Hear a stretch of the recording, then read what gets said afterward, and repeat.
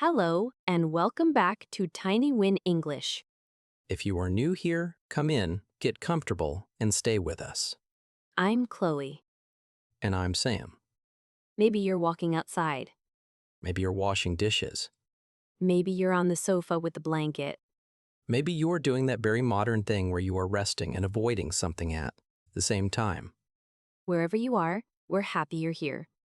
Very happy. Let's do a tiny check-in first.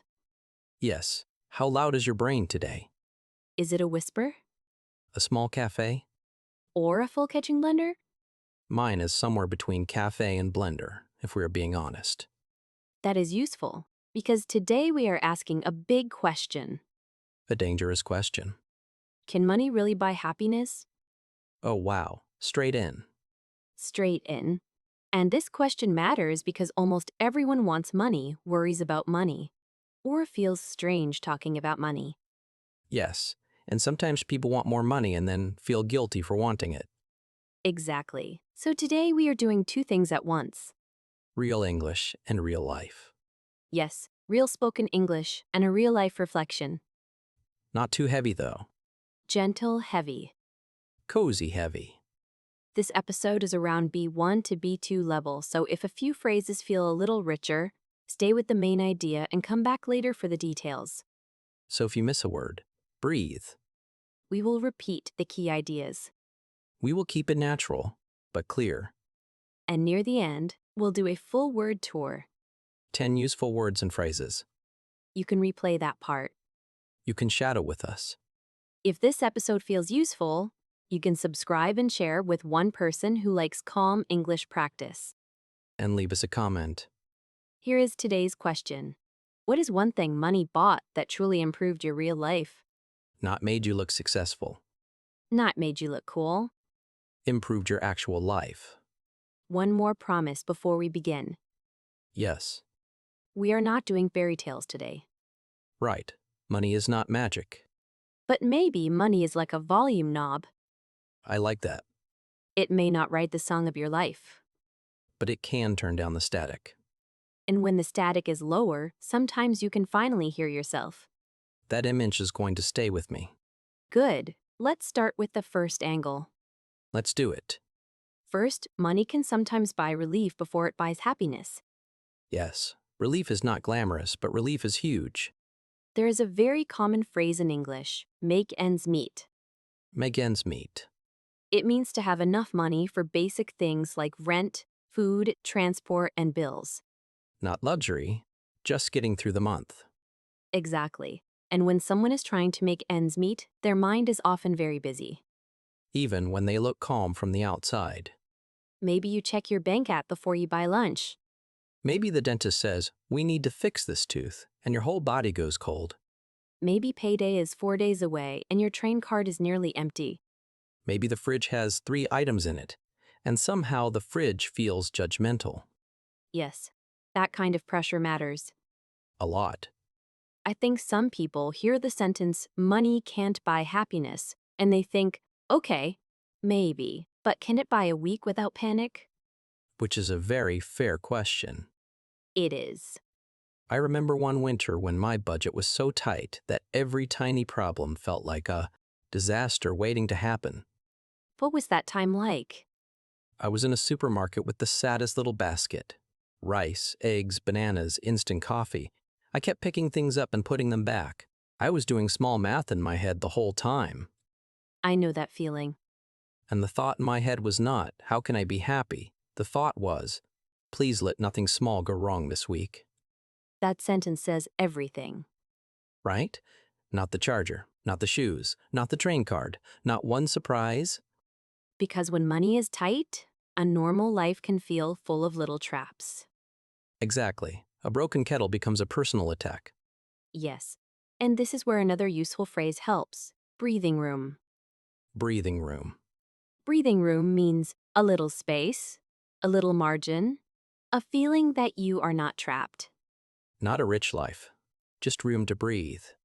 Exactly. A small emergency fund can create breathing room. A stable paycheck can create breathing room. Even knowing that next month's rent is already ready can create breathing room. That little exhale. I know it. And here is one more phrase, take the edge off. Take the edge off. That means reduce the sharp part of something, like pain, fear, or stress. So money may not solve every deep problem, but it can take the edge off daily fear.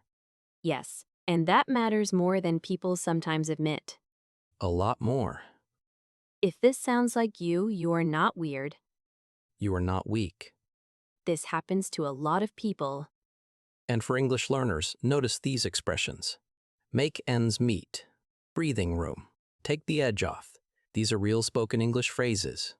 People use them in real conversations about work, bills, family, stress, and daily life. So the first point is simple. Money often buys less panic before it buys more joy. Yes. First the fire gets smaller. First, the static gets lower. Then maybe you can hear your own thoughts again. And once fear is a little quieter, the next angle appears. Time. Yes, money can also buy time, energy, and choice. Which, honestly, sounds romantic to me now. It really does, doesn't it? Deeply. Here is another useful word, trade-off. Trade-off. A trade-off is when you gain one thing but lose another. More salary, less sleep. Cheaper rent, longer commute. Bigger house, more cleaning. Exactly. Life is full of trade-offs. And money changes which trade-offs are possible. Maybe someone pays more to live closer to work. Maybe a tired parent orders groceries instead of carrying heavy bags home with a child and a backpack and 1,000 invisible worries. Maybe someone takes a taxi home after a late shift because safety matters more than saving. That last little bit. That is so real. In those moments, money is not buying excitement. It is buying a less damaged day. Yes, a less damaged day. I love how simple that is. Because sometimes that is what happiness looks like in adult life.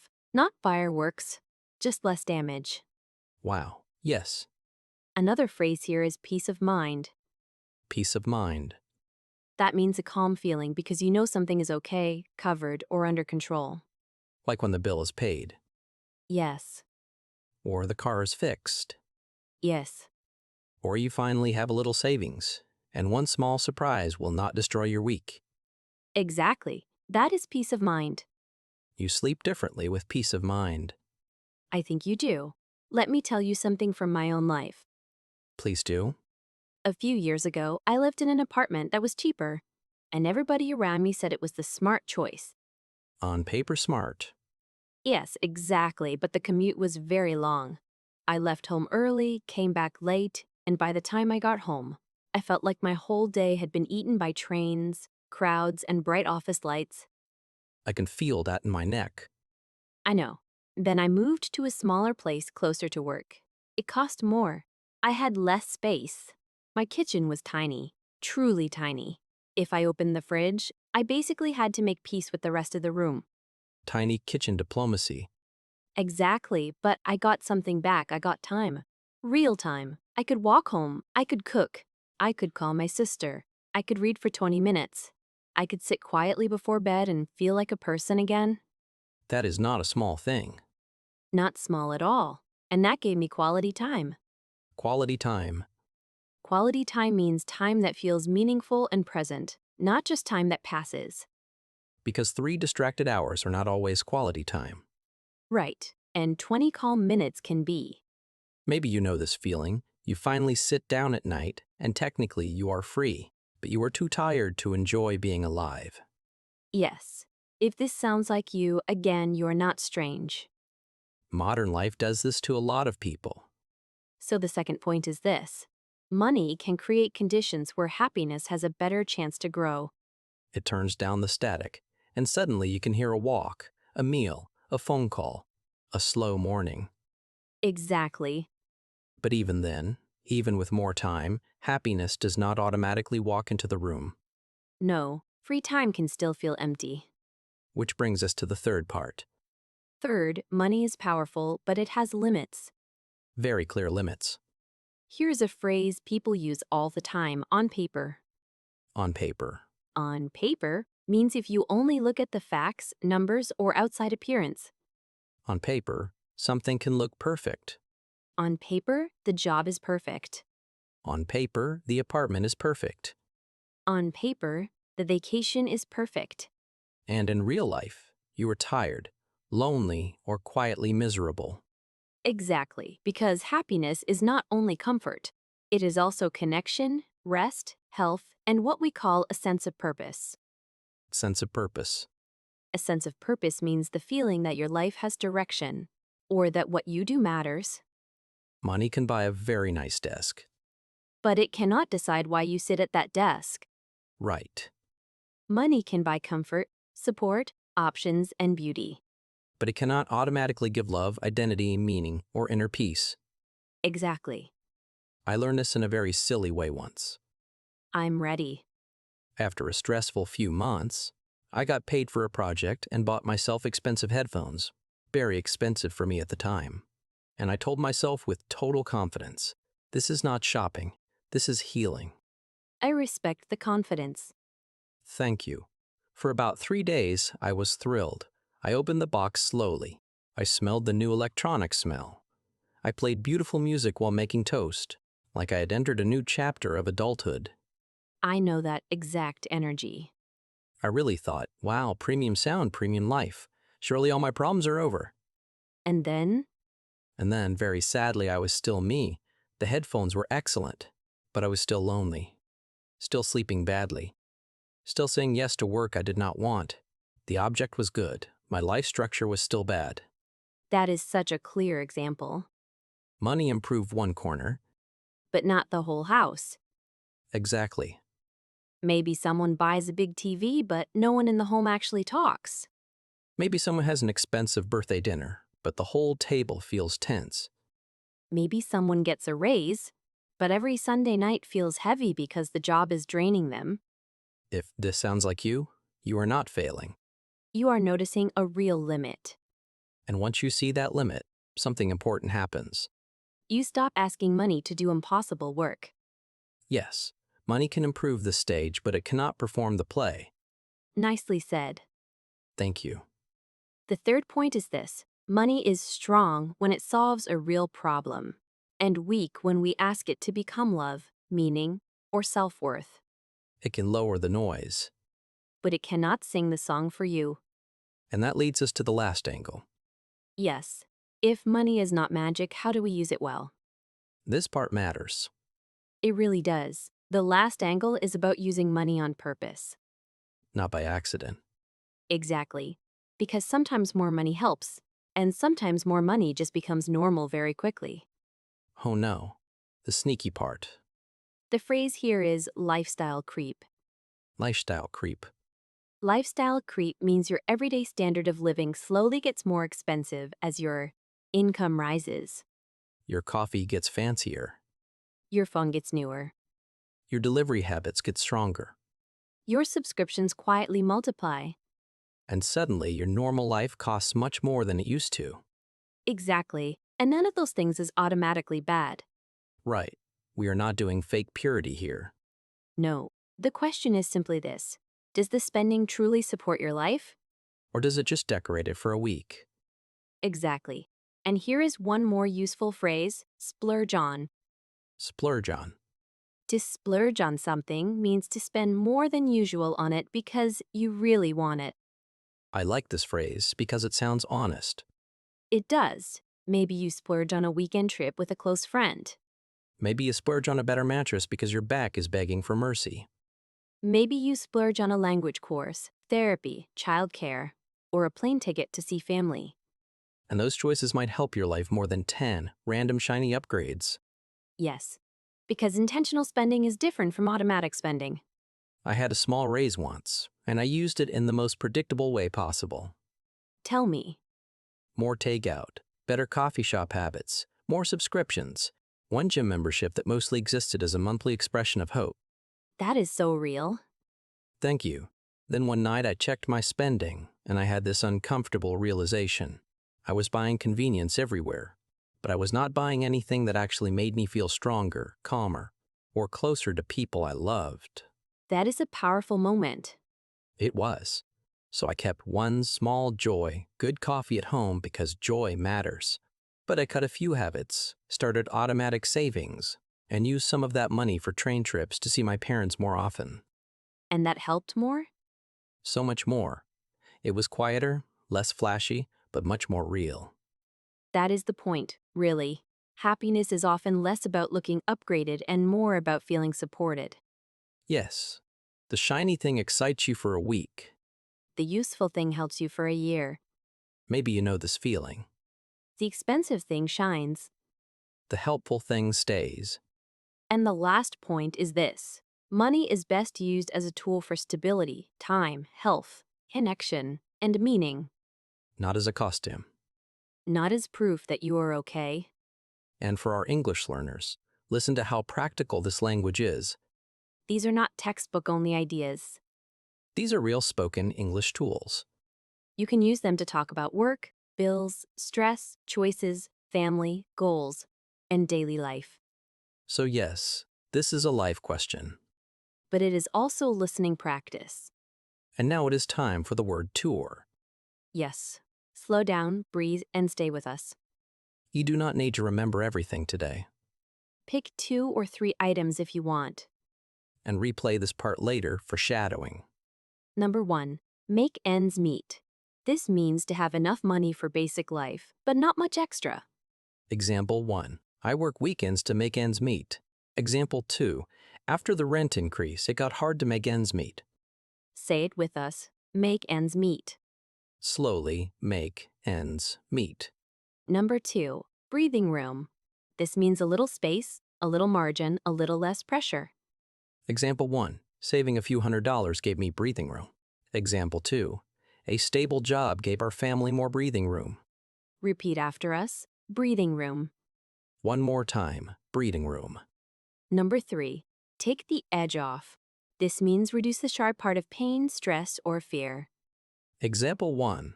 A day off really took the edge off my stress. Example 2. Having some savings takes the edge off money worries. Say it with us. Take the edge off. Slowly take the edge off. Number 4. Trade-off. This means a situation where you gain one thing and lose another. Example 1. Living alone is nice, but the trade-off is higher rent. Example 2. The trade-off for a bigger salary was less free time. Repeat. Trade-off. One more time. Trade-off. Number 5. Peace of mind. This means a calm feeling because something is safe, ready, or under control. Example 1. Paying the bill early gave me peace of mind. Example 2. Travel insurance gave her peace of mind. Say it with us. Peace of mind. Slowly, peace of mind. Number 6. Quality time. This means time that feels meaningful and present. Example 1. We had quality time together without looking at our phones. Example 2. I want more quality time with my family this month. Repeat after us. Quality time. One more time. Quality time. Number 7. On paper. This means if you only look at the facts or outside appearance. Example 1. On paper, the job looked perfect. Example 2. On paper, the apartment was a great deal. Say it with us. On paper. Slowly, on paper. Number 8. Sense of purpose.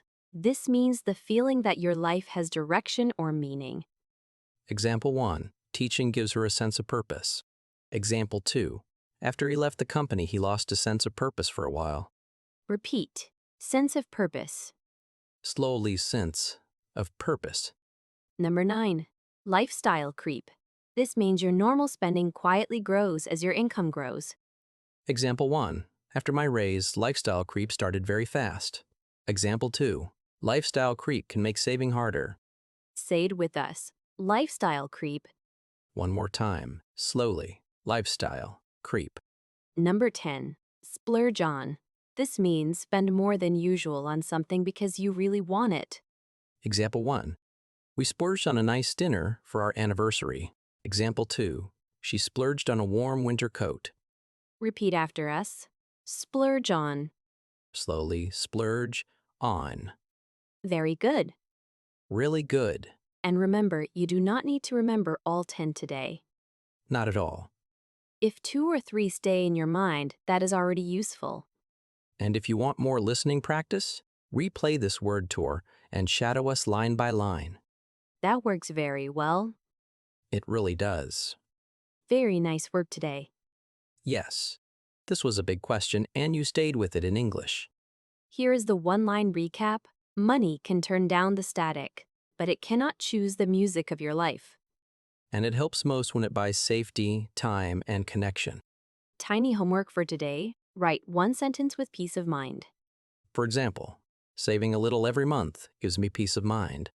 And if you want, answer today's question in the comments. What is one thing money bought that truly improved your real life? You can answer the question, or you can write your peace of mind sentence, or both. If this episode gave you useful English, you can subscribe to Tiny Win English and come back for the next one. And if you want extra practice, replay the word tour and shadow 5 lines. That is enough for today. I'm Chloe. And I'm Sam. Thank you for spending this quiet time with us. We'll see you in the next video. Same quiet corner, same real English, and maybe just a little less static. Bye. Bye.